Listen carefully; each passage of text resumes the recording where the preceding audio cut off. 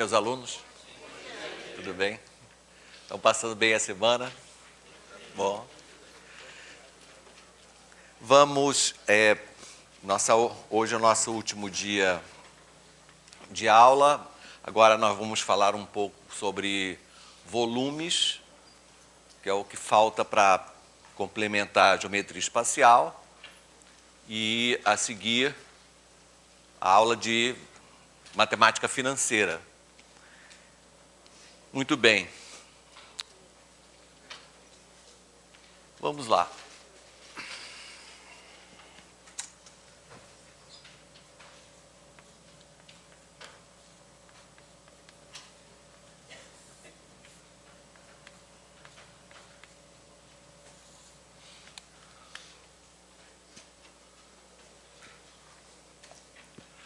Qualquer medida para ser feita, né, medida de uma grandeza, nós necessitamos estabelecer uma outra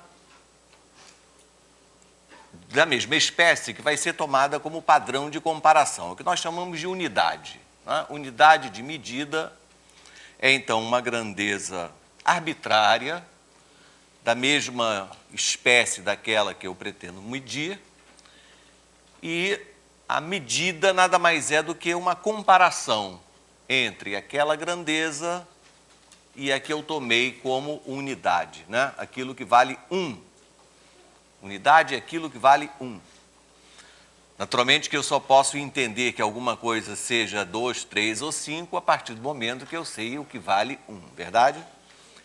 Então, para medirmos comprimentos, eu preciso estabelecer um comprimento unitário, seja ele qual for, centímetro, polegada, metro, quilômetro, ano, luz, angstrom, ou outro que você invente na hora, não é? Mas é preciso ter sempre a unidade, que é o padrão de comparação. Para volume, o que é volume? Volume é a medida do espaço ocupado por um objeto. Assim como área é uma medida de superfície, volume é a medida do espaço. Então, para medir um volume, eu preciso estabelecer um outro que vai ser tomado como padrão, como unidade. Esse volume unitário pode ser qualquer coisa, né? A gente vai brincar um pouco com essas pecinhas que meus filhos brincavam muito quando eram crianças e que eu brinco até hoje, né, para quando falo de volumes, de paralelepípedo e tal, né? Então, qualquer objeto pode ser tomado como unidade de volume. Se eu disser para você que isso aqui vale 1, então 2 disso daqui valem 2 e assim por diante. Então, a comparação entre um objeto, né, espacial e esse padrão que tomamos como unidade, essa comparação é um número real, que é chamado então de volume. O que nós vamos adotar como volume unitário? O bom senso já há muito tempo recomendou que nós tomemos um cubo. Pegue um cubinho, não precisa, aliás, não precisa ser pequeno, pode ser um cubo de aresta 1, e isso aqui passa a ser, então, uma unidade de volume.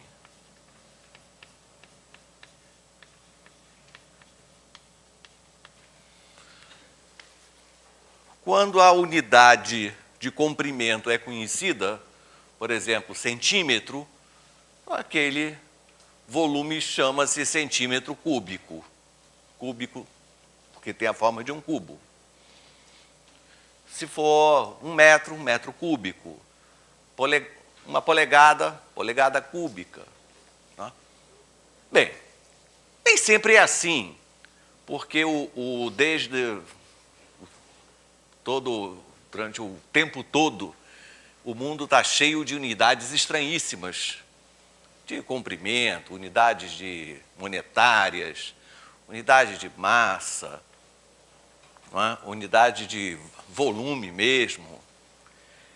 E algumas ainda cismam em resistir. Por exemplo, nos Estados Unidos, se você vai encher o seu tanque com gasolina, você não pede uma certa quantidade de litros. Não, lá você mede em galões, né? E outras unidades diferentes dessa que a gente está usando aqui. Petróleo, por exemplo, é medido em uma unidade chamada barril. Apesar que o gás liquefeito é medido em metros cúbicos. Então, você fala metro cúbico de gás, mas não fala metro cúbico de petróleo, né? Fala barris de petróleo. Mas nossa unidade, então, é muito cômoda. Então, comparar um objeto qualquer com aquela unidade tem um sentido intuitivo de verificar quantas vezes a unidade cabe dentro do nosso objeto. Isso é fácil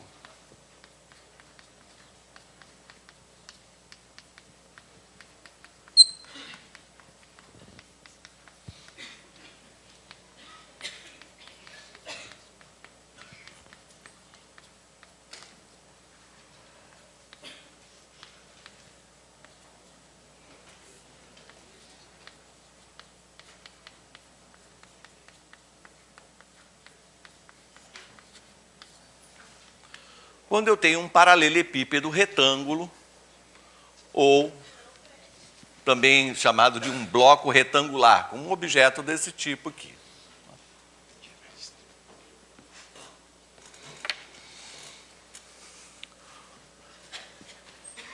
Quando o meu paralelepípedo tem medidas inteiras,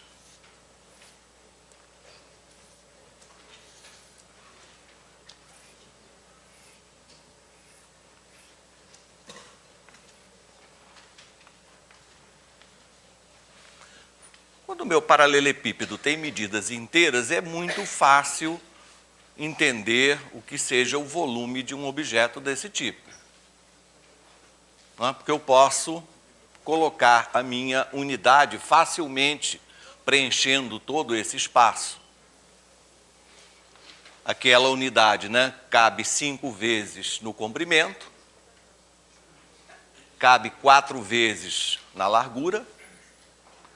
Então, 5 vezes 4 unidades, né, preenchem todo o chão da minha caixa.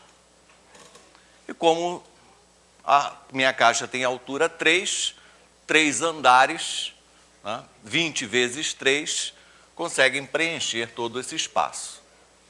Então, não há dúvida que o volume, quer dizer que a quantidade de unidades que preenchem esse objeto é 5 vezes 4 vezes 3. Portanto, é o produto das 3 medidas, não é? Frequentemente, os nossos livros ficam aqui e dizem simplesmente para o leitor: quaisquer que sejam as medidas de comprimento, largura e altura, você calcula o volume multiplicando as 3.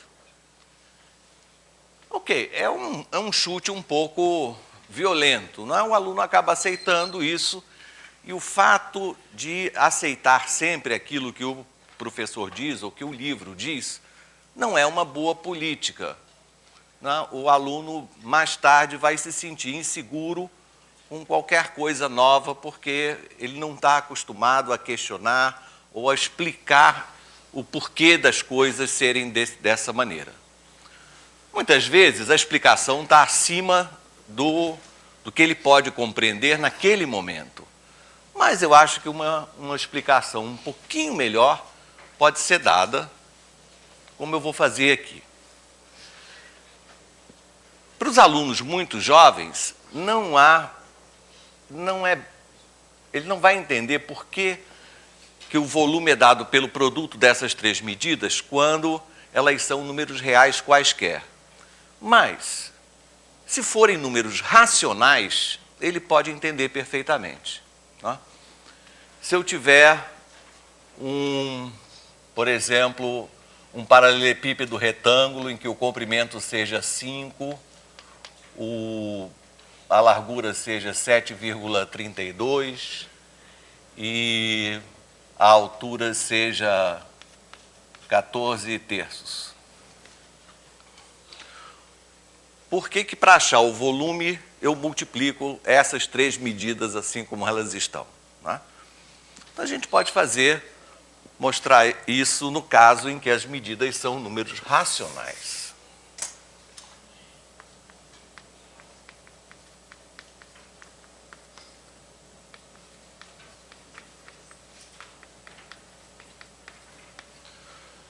Então, pegue novamente o seu paralelepípedo.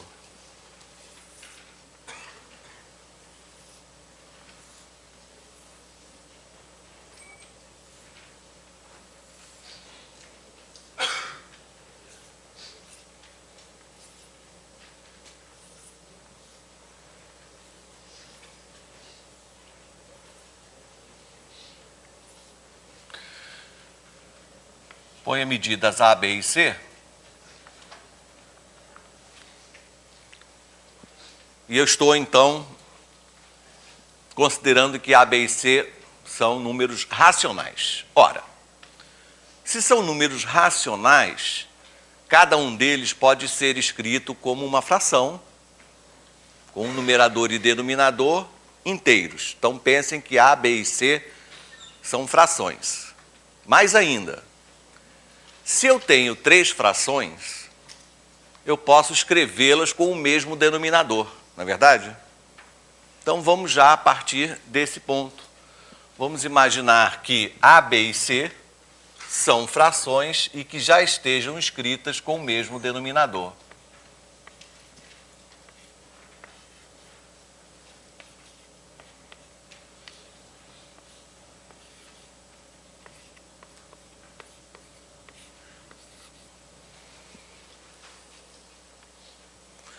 Agora, o que fazemos? Aqui do lado, eu pego a minha unidade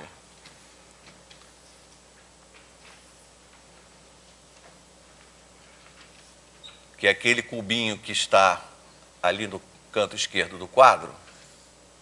Eu pego a minha unidade e divido essa unidade em cubinhos cuja aresta seja 1 sobre D.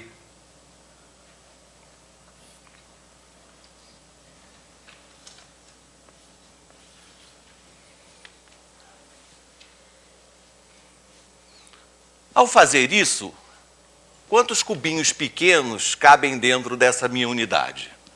Vamos lá. Se o tamanho da aresta de cada cubinho é 1 sobre D, então cabem D cubinhos no comprimento, D cubinhos na largura e também eu tenho D andares para preencher, não é? Então eu tenho D ao cubo, cubinhos preenchendo essa unidade. Isso quer dizer o quê? Que o volume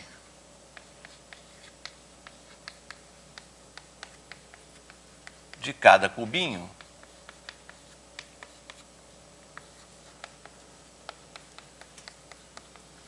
é 1 sobre D ao cubo. Cabem D ao cubo cubinhos ali dentro da minha unidade.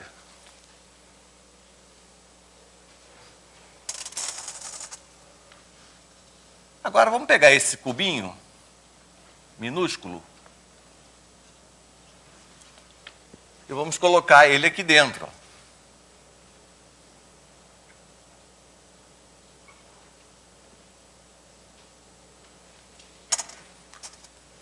Cubinho de aresta 1 sobre D.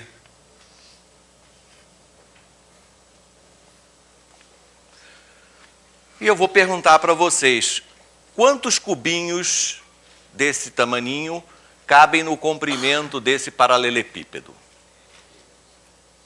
M vezes? Sim, porque que é o A? A é igual a M vezes 1 sobre D. Então, 1 sobre D é o tamanho dessa aresta. Repetindo M vezes, eu preenchi todo o comprimento A. Da mesma maneira, esse mesmo cubinho, quantas vezes cabe em B? N vezes. Já que B é N vezes 1 sobre D. E o mesmo cubinho vai preencher a altura P vezes, porque C é P vezes 1 sobre D. Então, a quantidade de cubinhos que preenche esse paralelepípedo é M vezes N vezes P. Então, o volume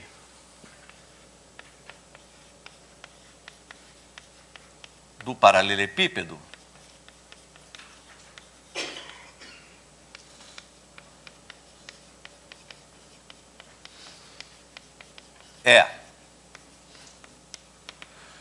é o número de cubinhos multiplicado pelo volume de cada cubinho.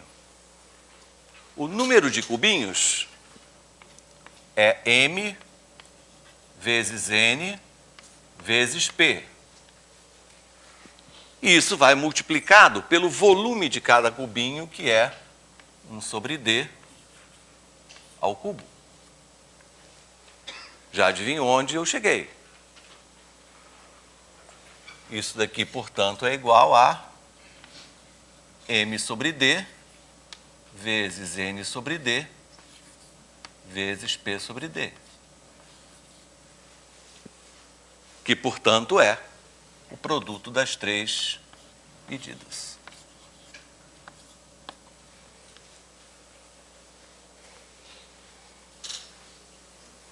Concorda? Então, isso é uma coisa bem elementar, porque envolve apenas conhecimentos que os alunos têm desde pequeno. O que são números racionais? Números que podem ser escritos na forma de fração com numerador e denominador inteiros. E sendo assim, qualquer quantidade de números racionais, eu posso escrevê-lo como frações de mesmo denominador. Basta isso. Pois é, esse fato já satisfaz as nossas necessidades, a maioria delas, não é? O caso em que essas medidas A, B e C são números reais, não vou discutir hoje aqui, mas está no livro. Eu recomendo muito que vocês deem uma lida, porque envolve um teorema que é muito importante, que é chamado o teorema fundamental da proporcionalidade. Esse resultado é o que vai permitir passar do racional para o real da mesma maneira. Tá? Recomendo, então, fortemente que vocês leiam o livro. Muito bem, então está combinado, a partir do momento isso aqui já está valendo, tá? Para reais também. E eu vou falar em semelhança. Não, antes.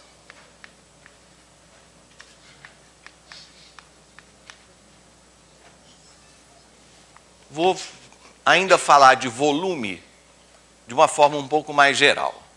Tá?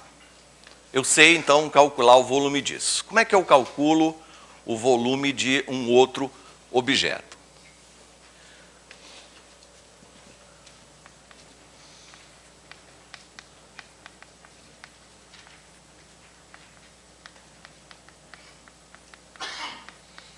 Eu invento uma coisa chamada poliedro retangular.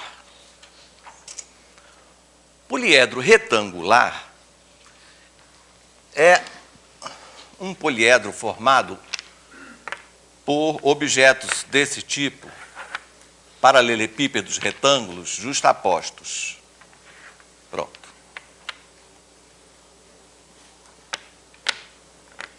Digamos, tá ótimo. Isso aqui é um poliedro retangular. Qualquer quantidade de paralelepípedos retângulos colados. Então, O volume é a soma dos volumes dos diversos pedaços. Não? Digamos, então, que eu queira calcular o volume de um objeto qualquer. Vamos dar a seguinte definição.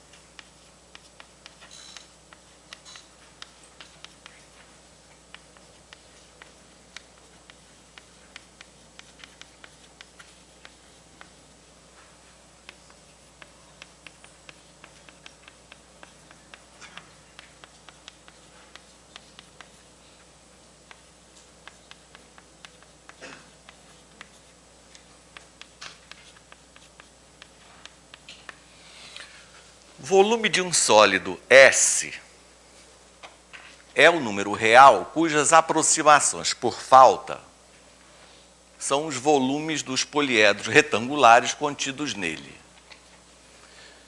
Vamos comentar diversas coisas aqui. Aproximações por falta. Mesmo para crianças da escola, desde cedo, eles tomam contato com números irracionais, não é? Então, raiz de 2, raiz de 3, são coisas que talvez ele não entenda muito bem, mas já vai tomando contato. E aproximações por falta são conceito fácil de introduzir. Por exemplo, se você tem raiz de 3, digamos, né? 1,7 é uma aproximação por falta. 1,7 ao quadrado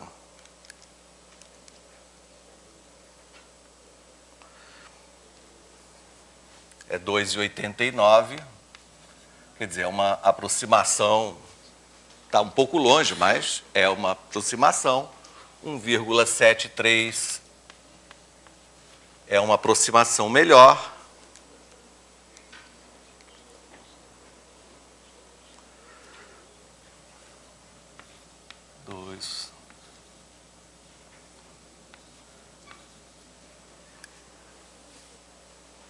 Já ficou bem pertinho, tá vendo?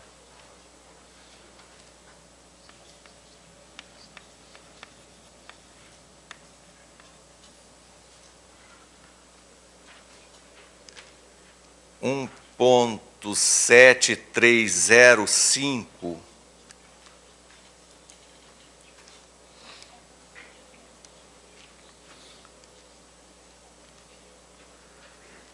já melhora muito. Enfim. Aí você vai observando, né, que você vai chegando cada vez mais pertinho de conhecer esse número chamado raiz quadrada de 3, né? O número que elevado ao quadrado dá 3. Então, se eu quiser calcular, por exemplo, o volume de um objeto desse tipo aqui,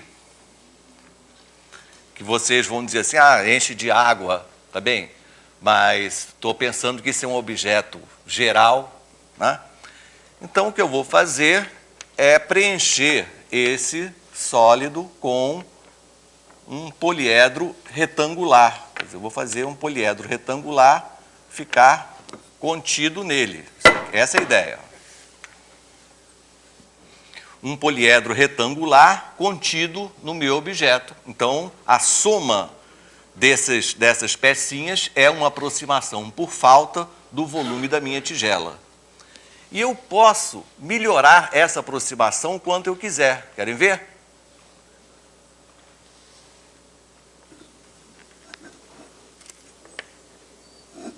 Melhorei.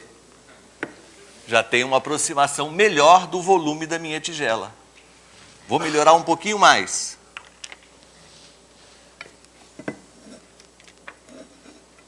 Melhorei. Se você, então, pensar que eu possa fazer isso e tenha todo o tempo do mundo, não é? Então, o volume desse objeto é o número real, né, cujas aproximações por falta são os volumes dos poliedros retangulares. Tá? Então, assim, a gente tem uma ideia do que seja o volume de um objeto qualquer. Então, isso aqui já passa para lá. Agora, nós vamos falar um pouquinho de semelhança.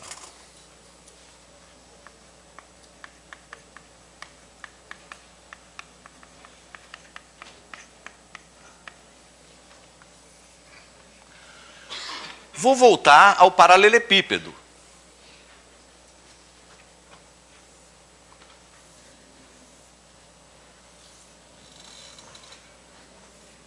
Então, aqui está um paralelepípedo retângulo.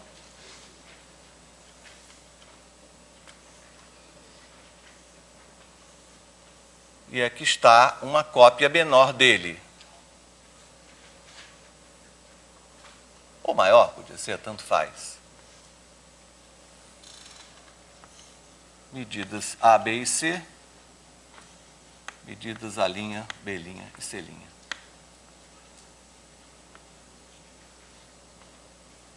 Você sabe dizer quando é que eu digo que esses dois paralelepípedos são semelhantes? O que eles têm que ter para eu poder usar essa palavra? São semelhantes.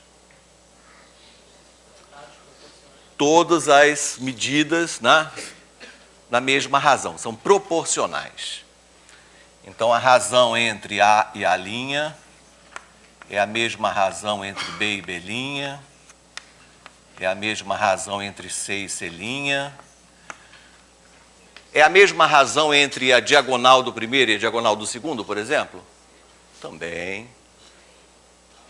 É a mesma razão entre a área da face da frente desse e a área da face da frente do outro? Não. Todos os comprimentos estão na mesma razão. Então, esse número a gente chama razão de semelhança entre os dois paralelepípedos. Se K é razão de semelhança, 1 sobre K também eu digo que é razão de semelhança, porque eu posso fazer ao contrário, né? Dividir as medidas de lá pelas de cá. Quando você escreve que A é igual a K vezes A', assim, então você entende que as medidas de um são as medidas do outro multiplicadas por um mesmo fator. Né? Aí você pode chamar esse número de fator de ampliação ou de redução, conforme o caso.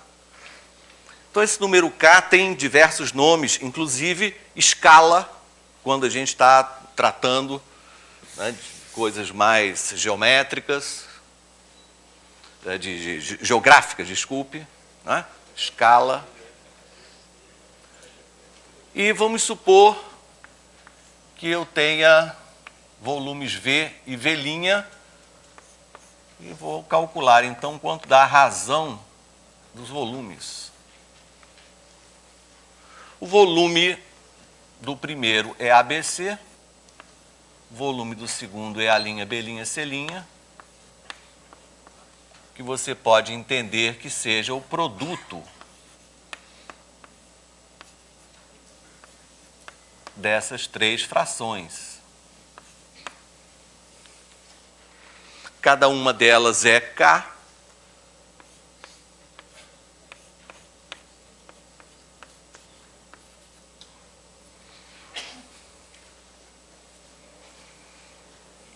Cálculo.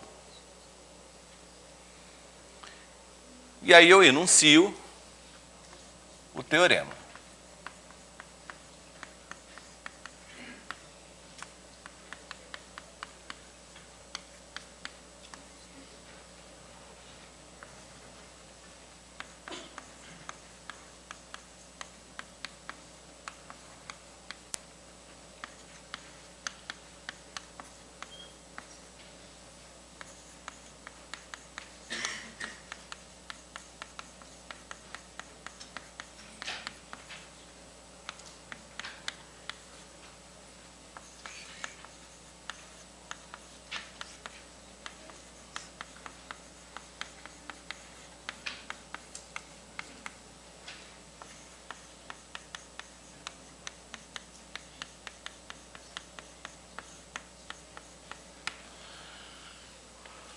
a razão entre os volumes de sólidos semelhantes, de dois sólidos semelhantes, né? 2 é o cubo da razão de semelhança. Por que eu posso dar esse chute assim, direto, geral? Por causa disso, né? Porque o volume já está definido para blocos retangulares.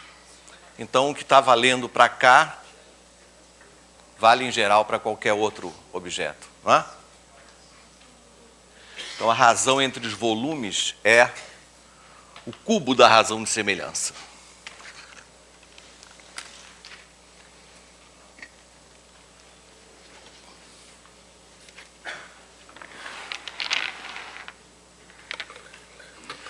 Aqui nós temos uma garrafa, não é?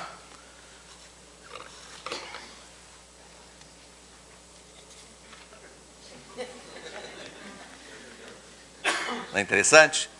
Essas garrafas são quase semelhantes. Não são exatamente porque a tampa não está na mesma proporção, já que ela é padrão, né? Mas se você cortar essa parte, se aqui tem 1 litro, quanto cabe aqui?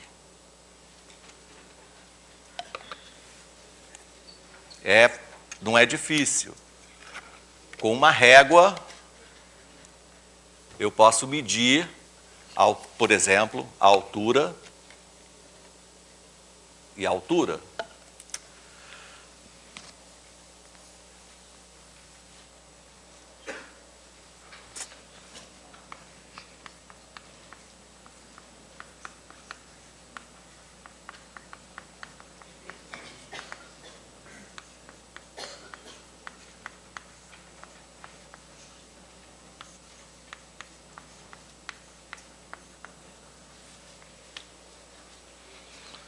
Pegue uma calculadora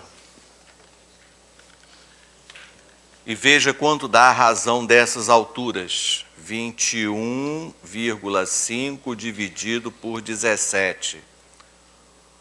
1,26 aproximadamente.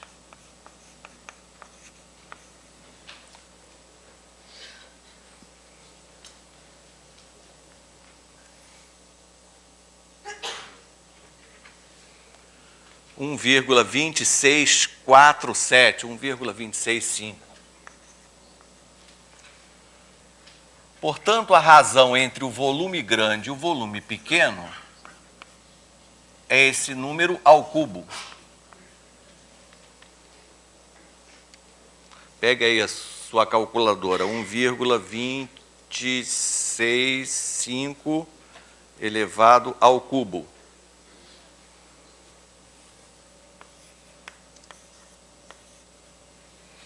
Olha que curioso. O que isso indica, né? O volume não é o dobro do outro, em volume. Olha as alturas, até que são próximas, né? 17 e 21,5 são valores relativamente próximos, mas em termos de volume, um é o dobro do outro.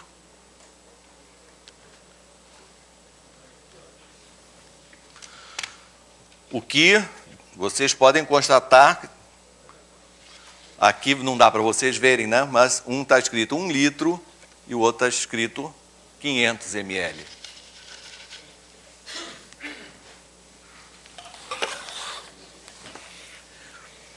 Você tem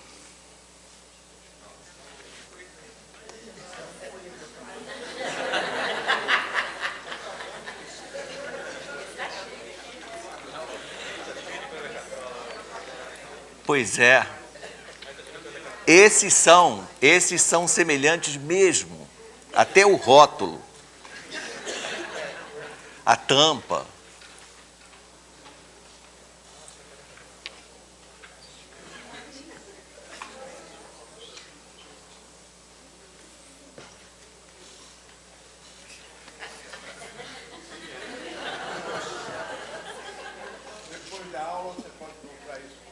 Então,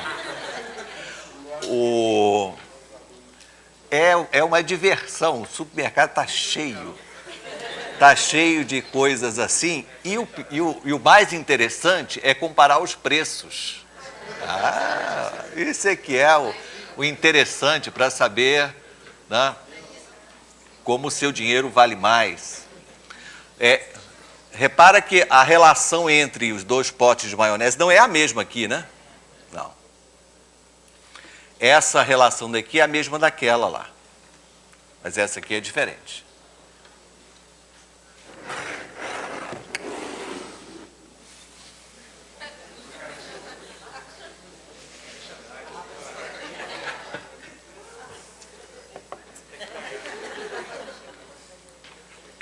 Pergunto, você tem boa intuição? É incrível, essas xícaras são exatamente semelhantes. Intuitivamente, quantas vezes eu preciso encher essa de água e derramar na outra até encher? O que vocês acham assim? Uma avaliação intuitiva. 4 vezes? Mais? 8 vezes? Ou 12? 6?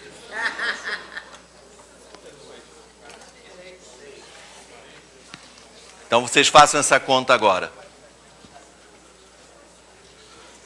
Eu poderia...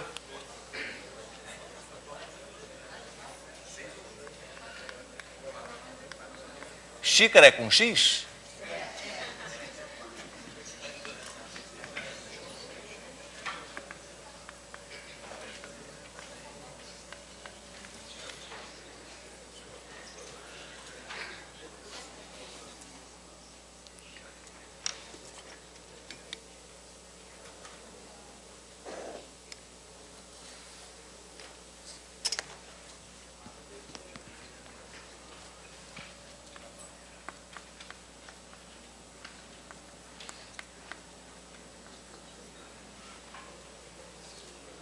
Façam essa avaliação. Quantas vezes a xícara pequena enche a grande? Ali são os diâmetros, tá? Que eu medi. Diâmetros. Você vai fazer exatamente a mesma coisa, não é? Vai ver a razão de semelhança. Eu poderia calcular a razão de semelhança medindo outras coisas. Eu posso medir a altura da xícara, uma e outra. Né? Por que eu fiz o diâmetro? Porque quanto maiores são as medidas, né, mais precisão eu tenho, mais fácil de medir é feita a minha medida. Né? Então, respondendo a sua dúvida, tem gente que diz que são 4, tem 6, tem 8 e tem 12. Então, 8,4 dividido por 5,3 dá 1,585.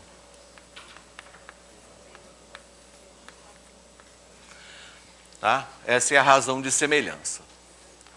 A razão entre o volume grande e o volume pequeno, que é K ao cubo, 1,585 elevado ao cubo,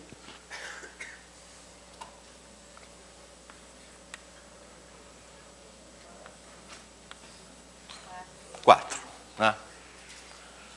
4 medidas.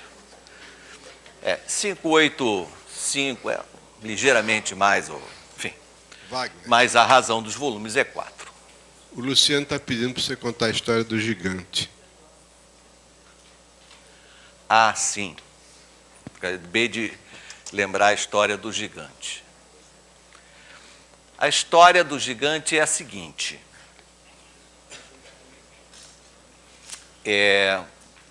Por que nós temos essa altura,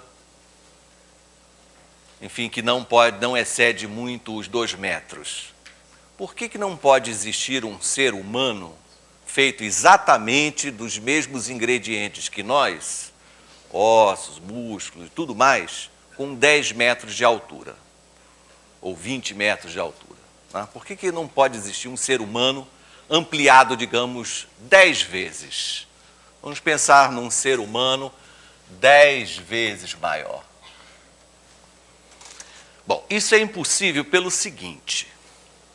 Em primeiro lugar, esse ser humano não poderia ficar em pé. Porque, como é que se calcula a resistência de um osso, né? O osso fêmur, por exemplo. A resistência dele, como em engenharia, em qualquer, para calcular a resistência de uma coluna, a resistência é proporcional à chamada área da seção reta. Então, se eu multiplico a altura do homem por 10, qualquer área fica multiplicada por quanto, hein? 100 vezes. Então, aqui você tem área 100 vezes. E o volume desse gigante seria quanto vezes maior? 1000 vezes. O volume, a massa não é proporcional ao volume? Sim. Então, quer dizer que a massa, ele vai pesar 1000 vezes. Ora, isso não é possível, não é? Então, quer dizer que os ossos que ganharam uma resistência de 100 vezes o que era, não podem suportar um peso 1000 vezes maior. É como se eles pudessem resistir a um peso 10 vezes mais do que foram projetados. Né? Então, os ossos teriam que ser reprojetados, né, para ganharem mais área ou serem de um outro material mais resistente. Mas se for exatamente do mesmo material que é feito nossos ossos, ele não fica em pé. Mas ainda, ele não pode viver. Não pode viver por uma razão simples. Porque um gigante 10 vezes mais alto, que pesa 1000 vezes mais, quantas vezes mais de comida ele precisa para se alimentar? 1000 vezes mais comida. Como é que a comida é transformada em energia? Nós comemos, aí tem a fase da digestão, aí vai para o duodeno e tal, intestino delgado. No intestino delgado, existem umas rugosidades assim, chamada microvilosidades, que nada mais elas servem só para aumentar a superfície de absorção. Né? Então, tudo que nós comemos passa ali em forma líquida, pastosa, né, pelo intestino delgado, e a superfície ali interna vai absorvendo os nutrientes. Ora, mas eu preciso de 1000 vezes mais comida, mas qualquer área só terá aumentado 100 vezes. Então, o meu organismo não é capaz de absorver todo o alimento que eu necessito. Ele vai ficar com uma fome horrível e vai morrer de inanição, porque ele precisa ainda de absorver 10 vezes mais do que o intestino dele é capaz. Então, isso é impossível. Um raciocínio inverso, né, também fantasioso, mas muito interessante, quando a gente não tiver nada para fazer, ficar imaginando maluquice, é a questão dos insetos. Né? Por que um inseto assim, tem uma força enorme? Né? Uma pulga consegue pular 50 vezes o próprio tamanho, uma formiga consegue carregar 5 vezes o próprio peso. Né? Então é exatamente o fenômeno inverso, apesar de não termos semelhança aí. Mas era essa a história do gigante que você se referia? Era. Quer acrescentar mais o quê? Não, ele queria dizer que se o Jonathan Swift vivesse hoje em dia, ele não escreveria As Viagens de Gulliver. Pois é, não pode. E mais ainda, aqueles anõezinhos teriam uma força descomunal. Teriam uma força descomunal. Bom, Branca de Neve. voltamos aqui. Então, a gente tem volumes, temos uma definição geral, mas ela não é muito prática, né? Essa história de poliedros retangulares, ela não é muito prática. A gente precisa de um argumento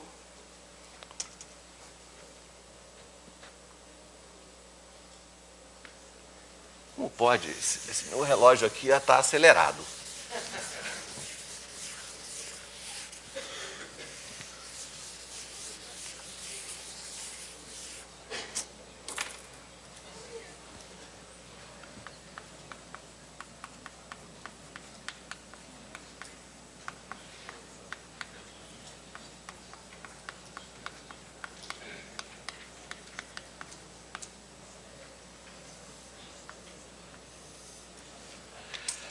Para calcular os diversos volumes que a gente precisa, né, de prismas, pirâmides, cone, esfera, volumes básicos, né?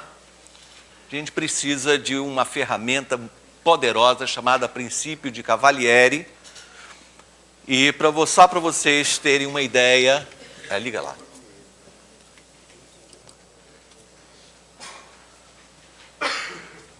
Estou falando desse indivíduo, né? Bonaventura Cavalieri. Ele viveu na primeira metade do século XVII, né? E escreveu alguns livros. Tem teologia, tem astronomia, e tem um livro chamado A Geometria dos Indivisíveis, que permitiu, um pouco antes de Newton, né, fazer coisa muito parecida, considerando assim, objetos muito finos, muito finos mesmo. Um pedacinho do livro dele, Geometria dos Indivisíveis, pode ser apreciado aqui.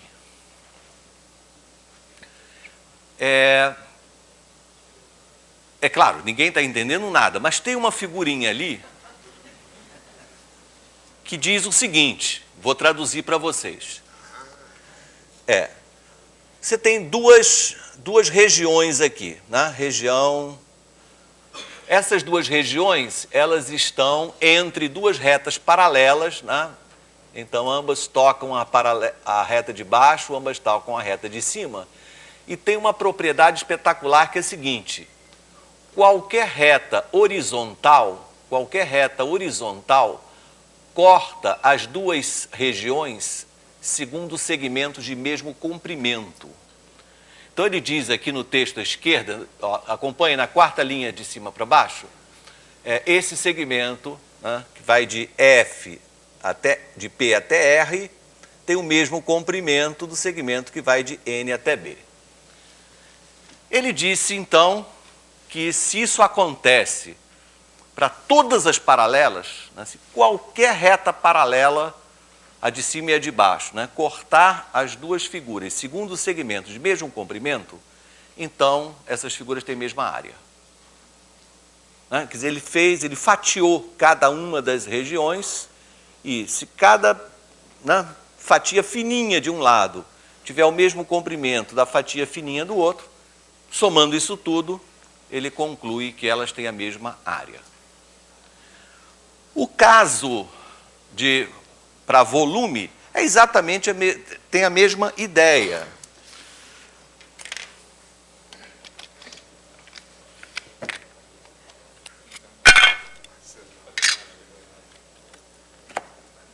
A ideia é a mesma que você vê lá em cima. O que você tem aqui? Você tem um bloco retangular, não é isso? Agora, esse bloco retangular, ele tem essa propriedade, né? Ele está fatiado, né? Está cortado em fatias muito finas. Eu posso moldar e transformar o meu bloco retangular prisma, por exemplo, oblíquo. Pergunto, o volume que eu tinha antes é diferente do volume que eu tenho agora? Não. Apenas cada fatia deslizou ligeiramente uma sobre a outra. Não é? A altura mudou? Não. Então, a essência do princípio de Cavalieri para volume é a seguinte.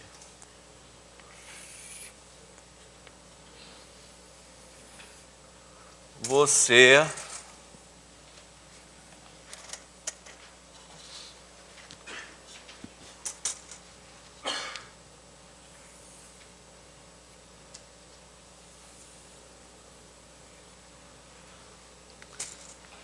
imagine aqui, como no desenho lá de cima,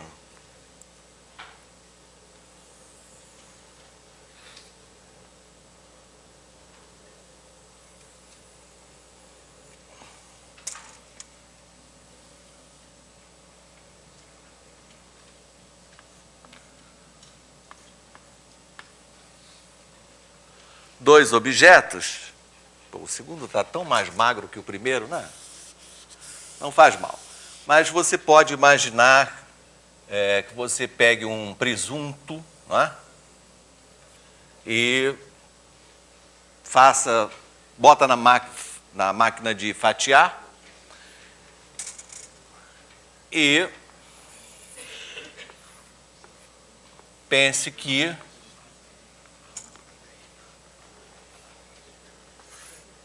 qualquer que seja a altura de um plano horizontal,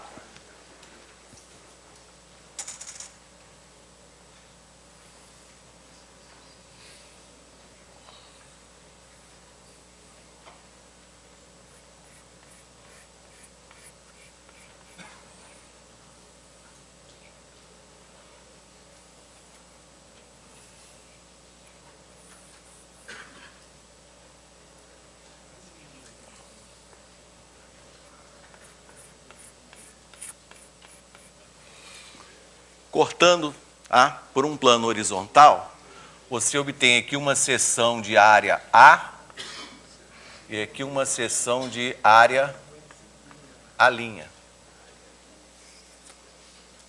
Não precisa ter a mesma forma, nada, basta ter a mesma área. Então, Cavalieri disse o seguinte, se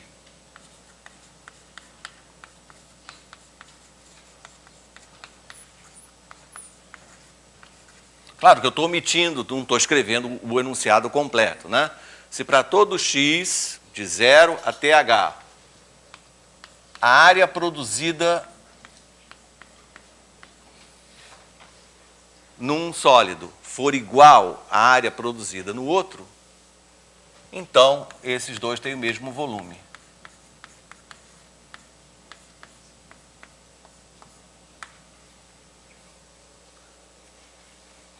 Então, isso é que se chama o princípio de Cavalieri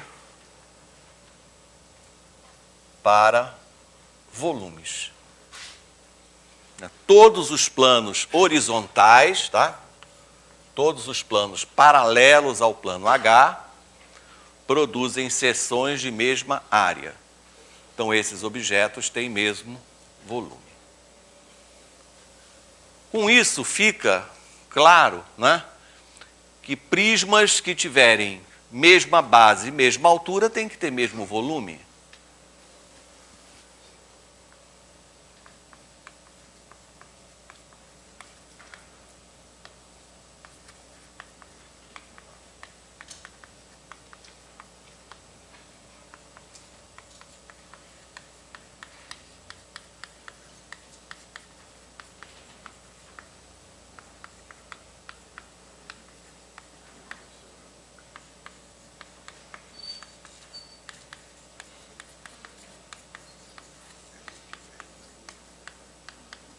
Na verdade, prismas com mesma base e mesma altura têm mesmo volume. Não precisa nem ter mesma base, basta ter bases de mesma área.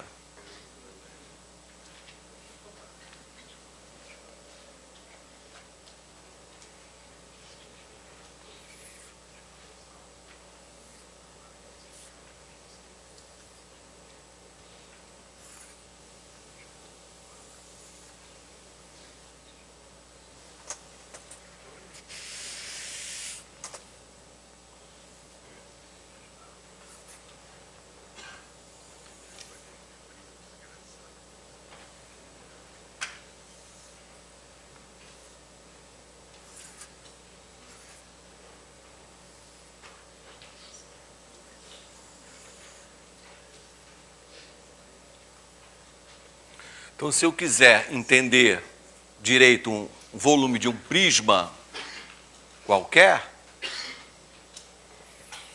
apoiado no mesmo plano, pegue um paralelepípedo retângulo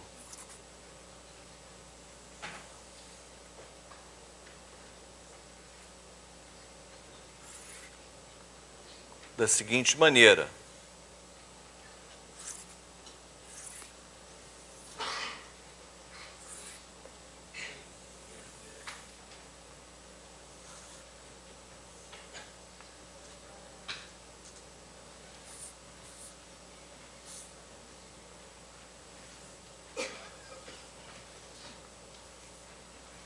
Colocando agora as coisas em ordem. Você tem um prisma cuja base tem área A e esse prisma tem altura H. Aí quero saber exatamente como calcular o volume desse objeto. Eu ponho ao lado, em cima da mesa, eu fabrico um paralelepípedo retângulo, um bloco retangular, cuja base tem a mesma área A.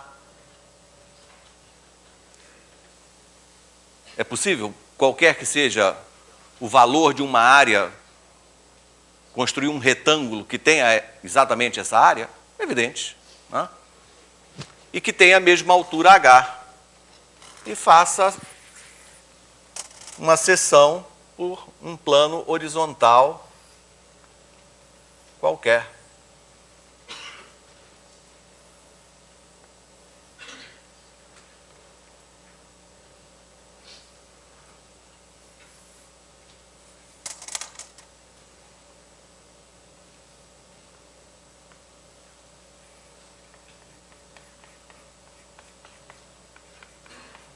O que acontece nesses dois desenhos?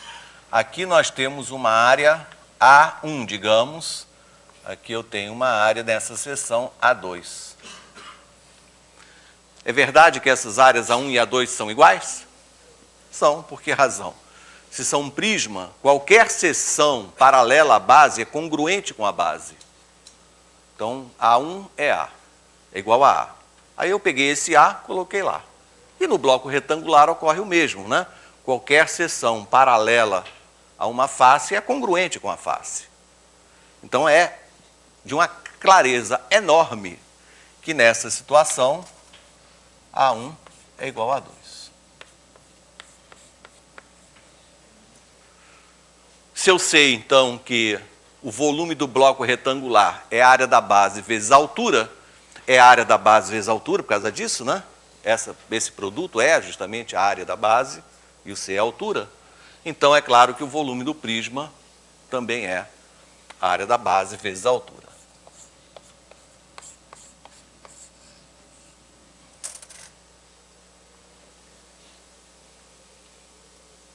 Bem, como a gente está assim no limite, e eu tenho que tocar nesse assunto por causa da sessão da tarde,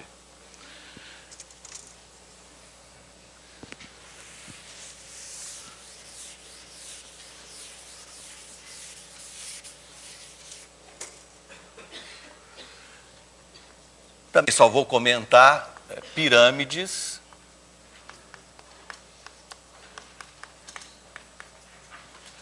de mesma base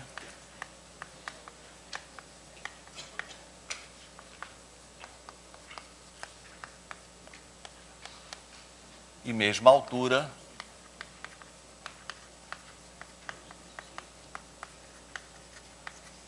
tem mesmo volume.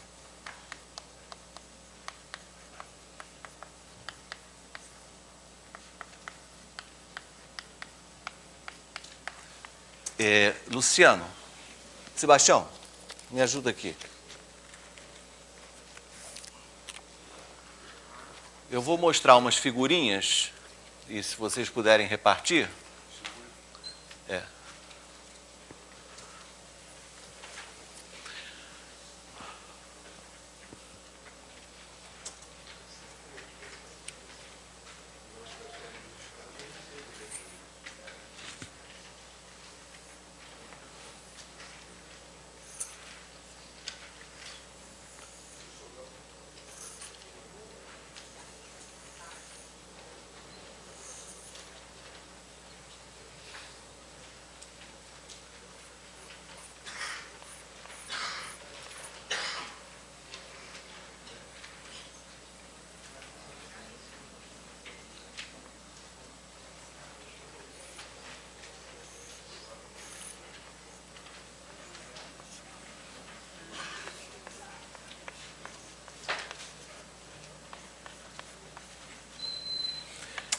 Vou mostrar rapidamente que no caso da pirâmide aparece um misterioso 1/3 no cálculo do volume.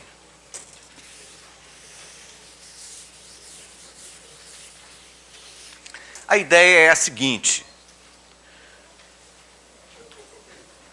pegar um prisma triangular, não precisa ser prisma reto não, um prisma triangular, como esses que vocês estão recebendo aí, que é para brincar mesmo, e mostrar que aqui dentro, que esse objeto, ele pode ser dividido em 3 pedaços, em 3 tetraedros, 3 pirâmides triangulares com o mesmo volume. Se eu conseguir enxergar isso, daí o volume da pirâmide é 1/3 do volume do prisma correspondente, de mesma base e mesma altura. E isso nós vamos ver aqui, quase para terminar.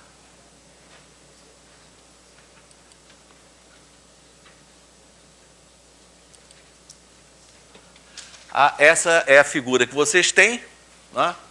É um prisma triangular que eu reproduzi 3 vezes, e eu queria que vocês olhassem e pintassem a seguinte situação.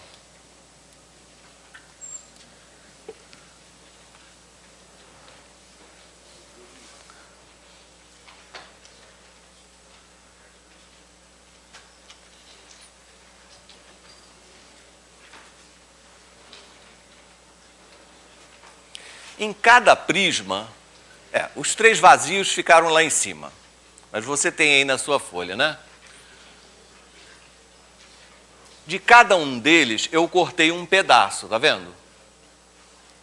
E a primeira coisa que eu preciso de vocês é que vocês se convençam que os 3 pedaços juntos formam um prisma inteiro.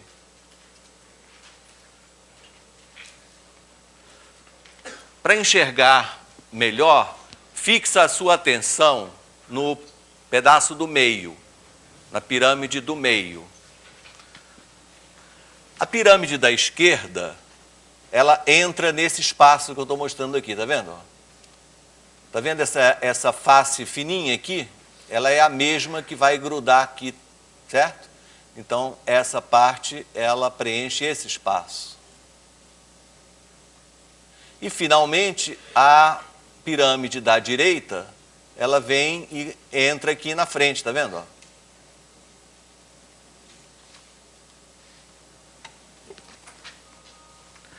Agora, qual é o que eu preciso mostrar para terminar minha aula?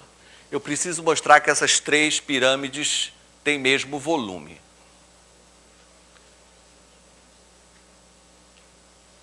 Tá? Vamos olhar a primeira e a terceira.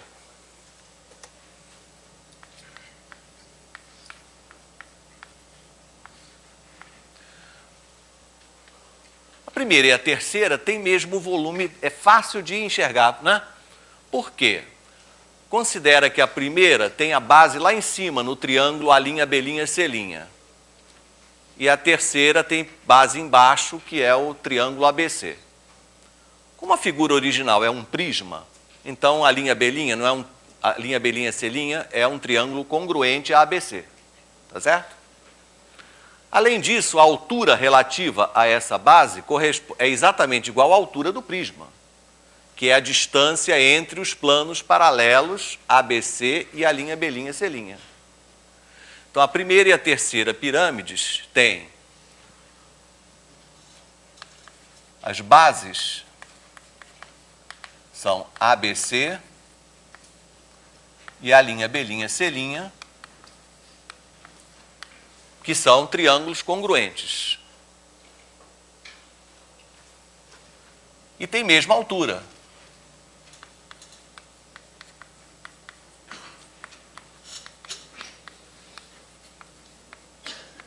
Que é igual à altura do prisma.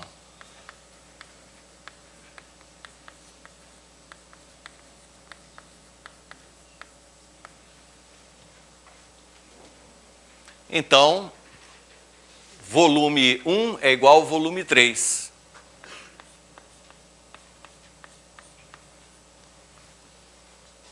Agora eu preciso enxergar o segundo volume igual a um deles. Vamos olhar 1 e 2. A primeira pirâmide e a segunda.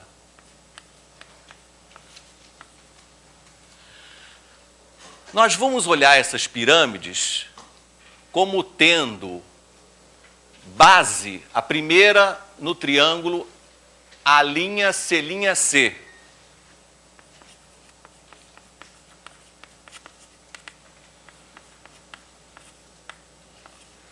Olha na primeira figura para o triângulo A'C'. O vértice da pirâmide é o ponto B'. Então, a altura dessa primeira pirâmide, relativa à base, que está lá no fundo, né, é a distância de B' ao plano A'C'. Né? E a segunda pirâmide, nós vamos pensar que ela tem base em A'C'.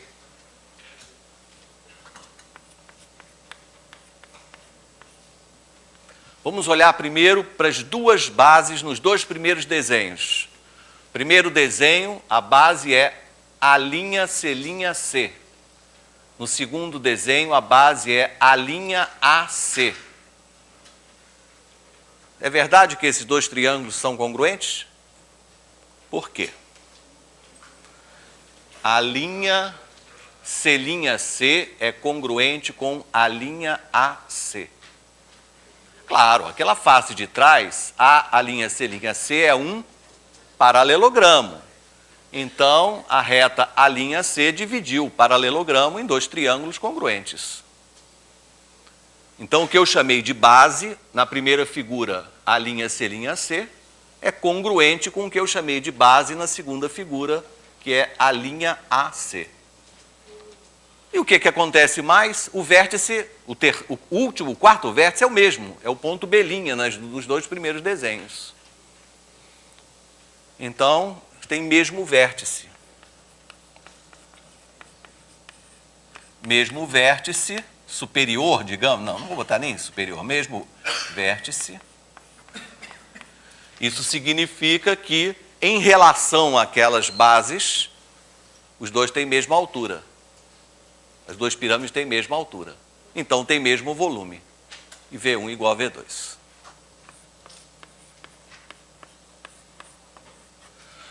Bom, um pouco rápido, mas isso daí é preciso que vocês, mais tarde, meditem um pouco, né, a respeito desses desenhos e juntem com as aulas do professor Elon e do professor Paulo César.